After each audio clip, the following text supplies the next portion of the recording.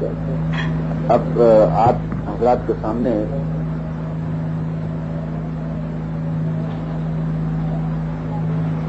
Baker فیض و کرم جلالۃ العلم حضرت علامہ مولانا عبدالعزیز صاحب شیخ الحدیث جامعہ اشرفیہ مبارک پور ضلع اعظم گڑھ یوپی ہندوستان جو اپنے ارشادات گرامی سے نوازیں گے ان کو. یہ پہلی شخصیت ہے جو سرزمین حرم پر بلا تصویر تشریف لائے ہیں اور یہ فخر کی بات ہے کہ سرکار نے بلایا اور جو تشریف لائے. قانون سرکار کا ہے, حکومت ان کی ہے, کیا مجال ہے کہ تصویر لے یا نہ لے, بہرحال جو تشریف لائے ہیں. اب چند کلمات آپ ملاحظہ فرمائیے, آپ ضرور پڑھنے پھر اس کے بعد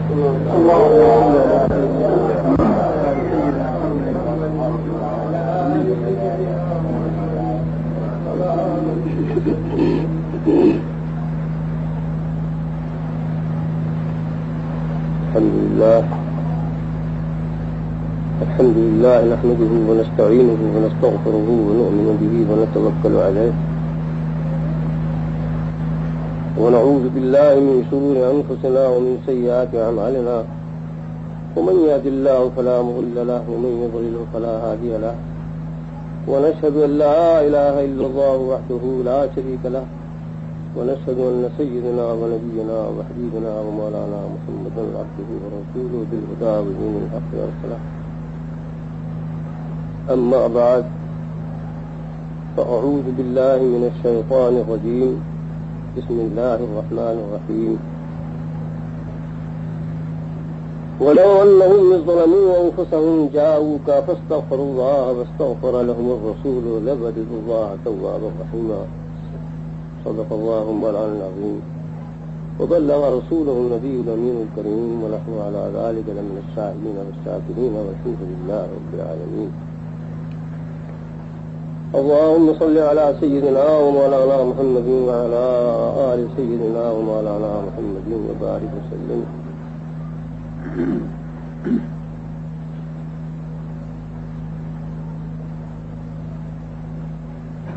کل اللہ کے حبیب جناب محمد رسول اللہ صلی اللہ تعالی علیہ وسلم کی عشق و محبت میں بےکل ہیں. زندگی بھر بےکل رہے اور یہیں کے لیے بےکل رہے. حاضر ہوئے اللہ کے حبیب سید عالم جناب محمد رسول اللہ صلی اللہ تعالی علیہ وسلم نے کرم فرمایا اور انہی کی مہربانیوں نے مجھے بھی وہ مقام ہے, یہ وہ جگہ ہے کہ میں شرعی روشنی میں آپ کو یقین دلاتا ہوں کہ وہ مقام زمین پر تو کیا ہوگا, آسمان پر نہیں ہے. اللہ کے حبیب سید عالم جناب محمد رسول اللہ صلی اللہ تعالی علیہ وسلم کو پروردگار عالم نے وہ مرتبہ علیہ عطا فرمایا ہے, وہ منصب کبریٰ عطا فرمایا ہے, وہ قدم پاک دیا ہے کہ وہ قدم پاک جب زمین پر پڑ جائے تو وہ زمین عرش سے افضل ہو جائے. ایک اختلافی مسئلہ ہے, آپ یاد رکھیے گا. علماء کے دو گروہ ہیں. ایک گروہ کہتا ہے مکہ مکرمہ افضل ہے, دوسرا کہتا ہے مدینہ طیبہ افضل ہے. دلائل اپنی جگہ پر ہے. ایک فقہ کی کتاب حنفی مسلک پر در مختار نہایت مستند بڑی معتبر کتاب ہے. صاحب در مختار اس مسئلے کو بیان کرتے چلے جا رہے ہیں. اختلاف مسئلہ ہے, اختلافی مسئلہ ہے. کچھ علماء کہہ رہے ہیں مکہ مکرمہ افضل ہے, کچھ کہہ رہے ہیں مدینہ طیبہ افضل ہے. چلے جا رہے ہیں بیان کرتے ہوئے. لیکن جس وقت میں مقام مصطفیٰ آتا ہے, اللہ کے حبیب جناب محمد رسول اللہ صلی اللہ تعالی علیہ وسلم کا وہ مقام آتا ہے جہاں ہم روزانہ حاضری دیتے ہیں, جہاں صلاۃ و سلام عرض کرتے ہیں. وہ گنبد خضرا کا جو مقام آتا ہے, وہ خوابگاہ محمد رسول اللہ صلی اللہ تعالی علیہ وسلم جو آتی ہے, تو وہ اس کا استثناء کرتے ہیں ان الفاظ میں, إلا ما ضم أعداؤه صلى الله تعالى عليه وسلم فهو أفضل مطلقا حتى العرش والكرسي. وہ کہتے ہیں کہ دیکھو یہ جو مسئلہ اختلافی ہے یہ باہر تو ممکن ہے. کہا جا سکتا ہے کہ مکہ مکرمہ میں مقام ابراہیم افضل ہے, بیت اللہ افضل ہے, اور یہ افضل ہے, وہ افضل ہے, مینا کی وادی افضل ہے. تو کس سے افضل ہے؟ مدینہ طیبہ کے جنگلوں سے کہا جا سکتا ہے, مدینہ طیبہ کے بازاروں سے کہا جا سکتا ہے, مدینہ طیبہ کے در و دیوار سے تقابل کا اندازہ کیا جا سکتا ہے. لیکن جو مقام مصطفیٰ آتا ہے اس میں تقابل کی قطعی گنجائش نہیں ہے. وہ مصطفیٰ ہے اختلاف سے, الا ما ضم اعضاؤہ صلی اللہ تعالی علیہ وسلم. وہ مقام جو اللہ کے حبیب کی خواہباہ ہے, جہاں حضور آرام فرما رہے ہیں, اگرچہ وہ زمین ہے لیکن وہ زمین بیت اللہ سے صرف نہیں ہے, مقام ابراہیم سے صرف نہیں ہے, حجر اسود سے صرف افضل نہیں ہے, وہ تو عرش اور کرسی سے بھی افضل ہے. اللہم صلی علی سیدنا مولانا محمد وعلی آل سیدنا مولانا محمد. حضور اقدس صلی اللہ تعالی علیہ وسلم کے اسماء گرامی اس قدر کثیر ہیں کہ 201 تو صرف قصیدہ بردہ شریف میں صاحب قصیدہ بردہ نے, اور یہ دلائل الخیرات شریف کے شروع میں صاحب دلائل الخیرات شریف نے شمار کرائے ہیں 201 نام. اس میں ایک نام حضور کا صاحب قدم بھی ہے. حضور صلی اللہ تعالی علیہ وسلم صاحب القدم, السلام علیک یا صاحب القدم, الصلاۃ والسلام علیک یا صاحب القدم. خیال ہوتا ہے کہ 2 پیر والا کون نہیں ہے. ارے جب تک ٹانگیں نہیں کٹتی ہیں 2 پیر ہوتے ہیں, کٹنے کے بعد ایک رہ جاتا ہے یا دونوں کٹ جاتے ہیں, لیکن ہزاروں نہیں لاکھوں نہیں ساری دنیا میں 2 پیر والے آدمی ہیں, مگر کون صاحب القدم ہے؟ صاحب القدم محمد رسول اللہ صلی اللہ تعالی علیہ وسلم ہے. یہ وہ قدم ہے کہ یہ زمین پر آیا تو اس کو شرافت ملی, آسمان پر پہنچا تو اس کو عظمت ملی, پہلے پر, دوسرے پر, چوتھے پر, 5ویں پر, عرش پر قدم پڑا تو اب تک جھوم رہا ہے اور جھومتا رہے گا. اور اس کو وہ فخر حاصل ہوا جو کبھی نہ ہوا. قدم میں مصطفیٰ صلی اللہ تعالی وسلم کی وہ عظمت ہے. حضرت شیخ محقق مولانا شاہ عبدالحق محدث دہلوی رحمۃ اللہ تعالی علیہ فرماتے ز اوج رتبہ سے پرسی تو ہی نمی دانی, ز اوج رتبہ سے پرسی تو ہی نمی دانی کہ زیر پائے حبیب است عرش ربانی. اللہ کے حبیب جناب محمد رسول اللہ صلی اللہ تعالی علیہ وسلم کے مرتبے اولیاء کو مجھ سے پوچھتا ہے کیا تجھے یہ نہیں معلوم ہے کہ عرش مجید جس کو عرش عظیم فرمایا گیا ہے, عرش کریم فرمایا گیا ہے, ساری کائنات سے اوپر ہے, وہ تحت قدم ہے جناب محمد رسول اللہ صلی اللہ علیہ وسلم. زیر پائے حبیب است عرش ربانی, پائے مبارک کے نیچے ہے یہ مرتبہ ہے قدم پاک کا کہ وہ اوپر ہے عرش مجید کے. یہ مت خیال کیجئے گا ہرگز, یہ مطلب شعر کا کبھی مت سمجھیے گا کہ یہ کہہ رہے ہیں شیخ کہ جب حضور عرش مجید میں اس وقت معراج مقدس میں جب حضور تشریف لے گئے عرش مجید پر تب اوپر تھا قدم اور نیچے آئے تو قدم پاک نیچے ہو گیا. یہ مطلب نہیں. یہ مطلب کیسے ہو سکتا ہے بھائی؟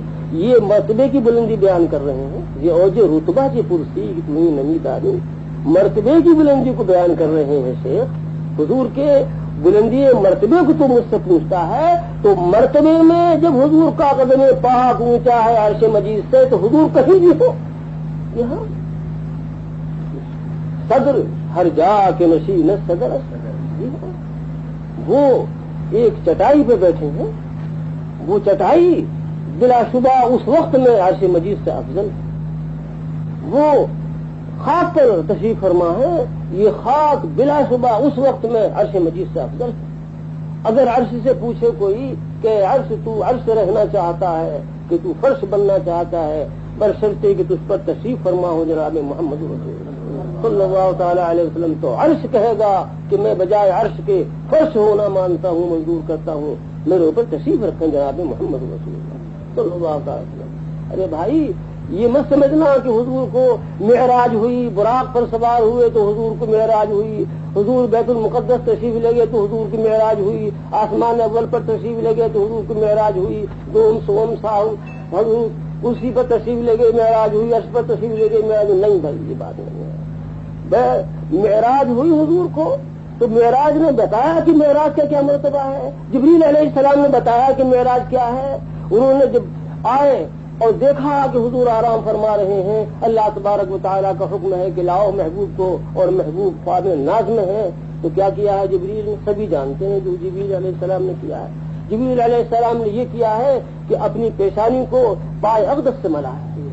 اللہ کے محبوب جناب محمد رسول اللہ صلی اللہ تعالی علیہ وسلم کے قدم پاک سے اپنی پیشانی کو ملا ہے حضرت جبریل علیہ السلام نے. تو حضرت جبریل علیہ السلام نے اس معراج میں یہ سبق دیا ہے کہ تیری معراج محمد تو ہے قرب معبود، تیری معراج محمد تو ہے قرب معبود، اور میری معراج کے میں تیرے قدم تک پہنچا.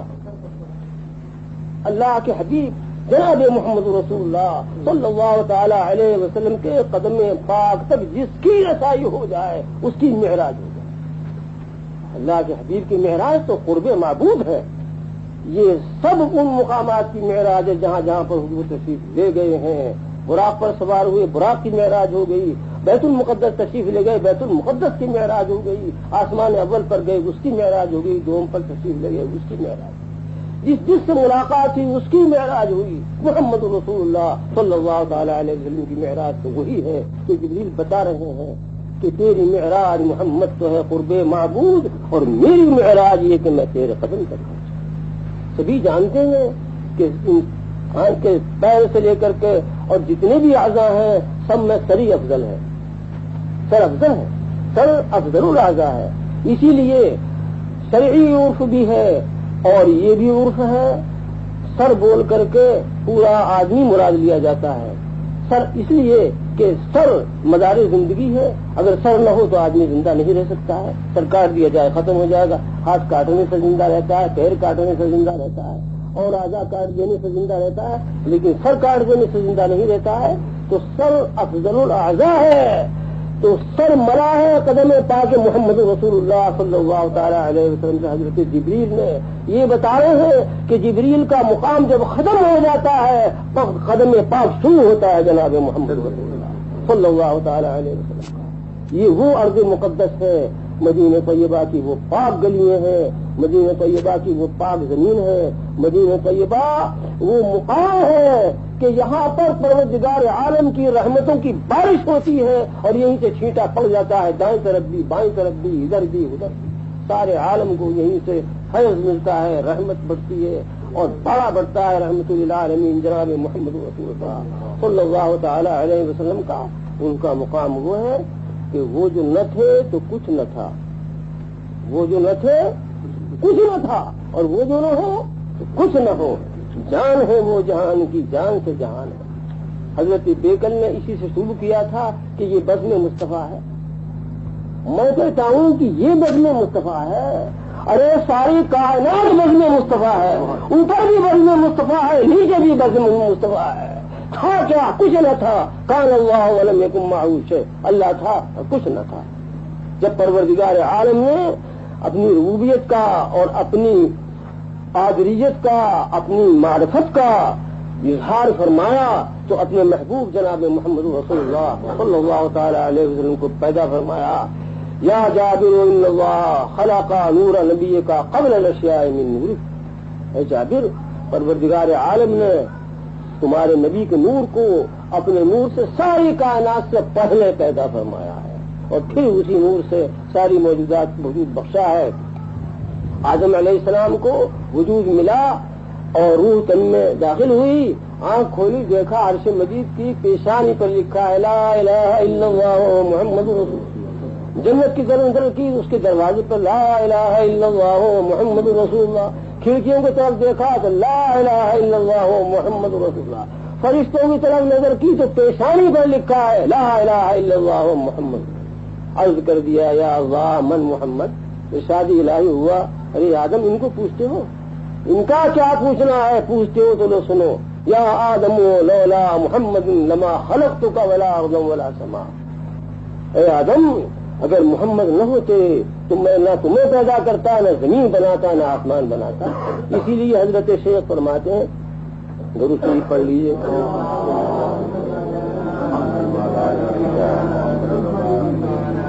فرماتے ہیں مقصود ذات اوست، مقصود ذات اوست دیگر جملگی طفیل، مقصود ذات اوست دیگر جملگی طفیل، منظور نور اوست دیگر جملگی ظلام. ساری کائنات میں نیچے سے اوپر تک اللہ کا مقصود محمد رسول اللہ صلی اللہ تعالی علیہ وسلم ہے. باقی سب طفیلی ہیں، انہی کے طفیل میں پیدا کیے گئے ہیں، انہی کے صدقے میں وجود بخشا گیا ہے. تو یہ وہ مقام ہے کہ جو کیا کہا جائے دارالسلطنت ہے جناب محمد رسول اللہ صلی اللہ تعالی علیہ وسلم. اللہ کے حبیب سلطنت فرما رہے ہیں، محمد رسول اللہ صلی اللہ تعالی علیہ وسلم اس مدینہ طیبہ میں سلطنت فرما رہے ہیں. میں تو زبان سے کہہ رہا ہوں، آپ مجھے کیا بتایا جائے، میں بہت ہی گنہگار آدمی ہوں، لیکن جن کی آنکھیں ہیں وہ دیکھتے ہیں سلطنت مصطفیٰ صلی اللہ علیہ وسلم. وہ خوشبو کہ جو آج سے 1400 برس گلیوں میں ہر دماغ سونگتا تھا، آج بھی دماغ والے سونگ رہے ہیں اس کو، وہی گلیوں میں، وہی سڑکوں میں اور وہی محلوں کے گلی کوچوں میں آج بھی سونگ رہے ہیں. اس لیے کہ مدارج النبوت شریف میں کوئی بات بلا حوالے کے نہیں کہتا ہوں، اس لیے کہ میں بہت ذمہ دار آدمی ہوں. میں نے جو یہ کہا کہ آج وہی خوشبو جو 1400 برس پہلے ہر دماغ سونگتا تھا اور تلاش کرنے والوں کو پوچھنے کی ضرورت نہیں ہوتی تھی، حضور ادھر سے تشریف لے گئے ہیں. بوئے محمد رسول اللہ صلی اللہ علیہ وسلم رہنمائی فرماتی تھی. جب گزرتے تھے تو راستے مہک جاتے تھے، سڑکیں بس جاتی تھیں، راستوں میں حضور اقدس صلی اللہ علیہ وسلم کی خوشبو سے راستہ مہک جاتا تھا. تلاش کرنے والا وہ تلاش کر لیتا تھا کہ حضور ادھر کو تشریف لے گئے. تو اس وقت میں تو ہر دماغ سونگتا تھا، لیکن اس وقت یہ مطلب نہیں ہے کہ وہ خوشبو نہیں ہے، نہیں ہے، لیکن آج اس کے سونگنے کے لیے محبان محمد رسول اللہ صلی اللہ تعالی علیہ وسلم کا دماغ چاہیے. حضرت شیخ فرماتے ہیں مدارج النبوت شریف میں، وہ بدعت ہنوز از در و دیوار مدینہ طیبہ روائے فاحشت کہ محبان بشام محبت نیم و نیم. بدعت فرما رہے ہیں، بدعت کا تعلق قلب سے ہوتا ہے. ہمیں جب استاد نے میزان پڑھائی تھی تو اس میں بدعت ہے، تو انہوں نے بتایا دیکھو وشنو نہیں کہا، وشنو کے معنی سنو کے ہیں، سننے کا تعلق کان سے ہوتا ہے. کان کی بات کا عالم یہ ہے کہ اس کان سے سنی اس کو اتار دیا، ختم ہو گئی بات. بدعت کا تعلق قلب سے ہے. یہ بتا رہے ہیں کہ یہ عقیدہ رکھو، یہ یقین رکھو، یہ اعتقاد رکھو کہ آج بھی وہی خوشبو مدینہ طیبہ کے در و دیوار سے آ رہی ہے. فرق اتنا ہے کہ اس وقت ہر دماغ سونگتا تھا، آج محبان محمد رسول اللہ صلی اللہ تعالی علیہ وسلم سونگتے ہیں اس خوشبو. میں اس پر غور کیا تو میں نے سمجھا نہیں بلکہ مجھے یقین ہو گیا کہ حضرت شیخ نے ضرور سونگی ہے وہ خوشبو. بتا رہے ہیں ان کو بھی کہ دیکھو ذرا عشق کی چاشنی پیدا کرو، قلب میں محمد رسول اللہ صلی اللہ علیہ وسلم کی عظمت کی جگہ تو محبت محمد رسول اللہ صلی اللہ علیہ وسلم کی لگاؤ، لو لگاؤ، لو لگاؤ، لگاؤ تو پھر تمہارا دماغ کھل جائے گا. میرے سے آنکھ کھل جاتی ہے، ہماری آنکھیں تو بند ہیں بھائی، لیکن جن کی آنکھیں کھلی ہوئی ہیں ان کا یہ عالم ہے کہ حضرت غوث پاک رضی اللہ تعالیٰ عنہ فرماتے ہیں نظر تو الی بلاد اللہ جمعا کخردلۃ علی حکم اتصالی. میں نے اللہ کے تمام شہروں کی طرف دیکھا. تمام کیوں کہہ دیا؟ تمام کا لفظ تو نہیں ہے اس میں جو میں نے وہ پڑھا ہے. نظر تو الی بلاد اللہ جمعا کخردلۃ علی حکم اتصالی. تو میں ترجمہ صحیح کر رہا ہوں اس لیے کہ جمع کی اضافت استقراق کا افادہ کرتی ہے.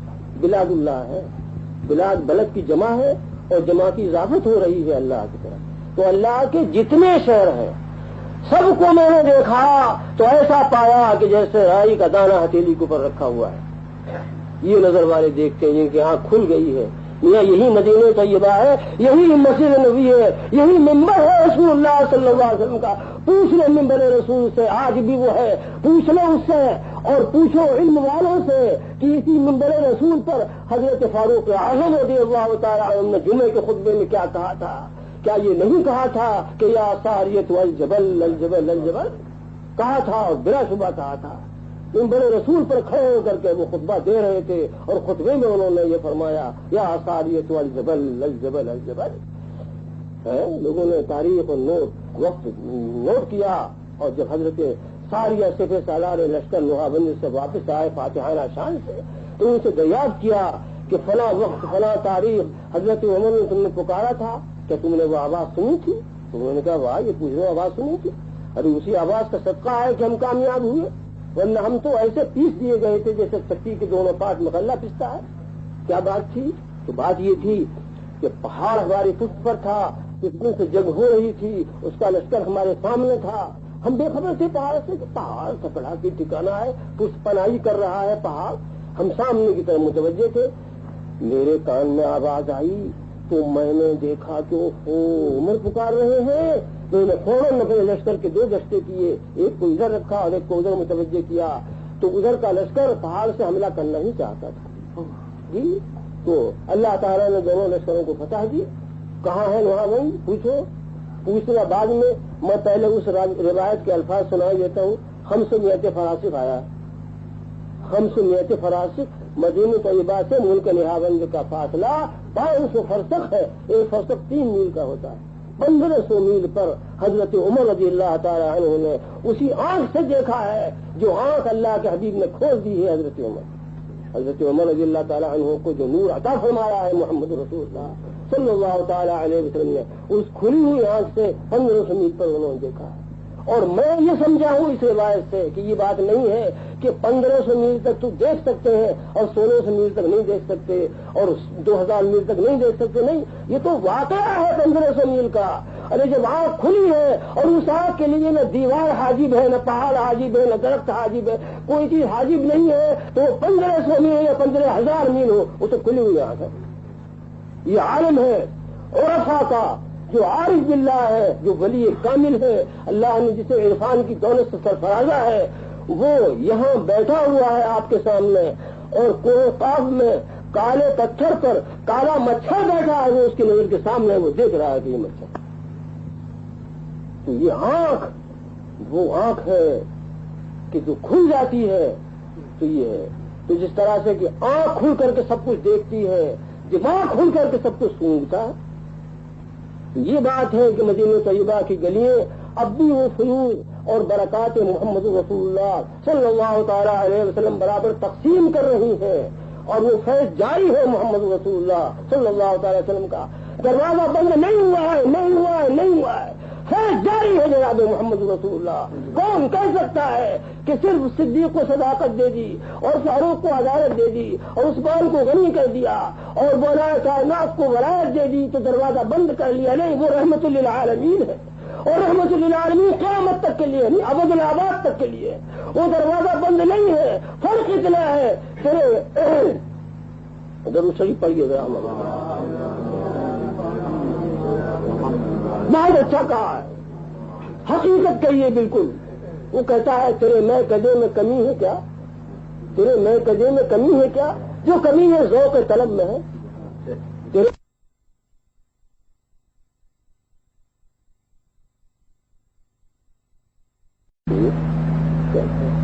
اب آپ حضرات کے سامنے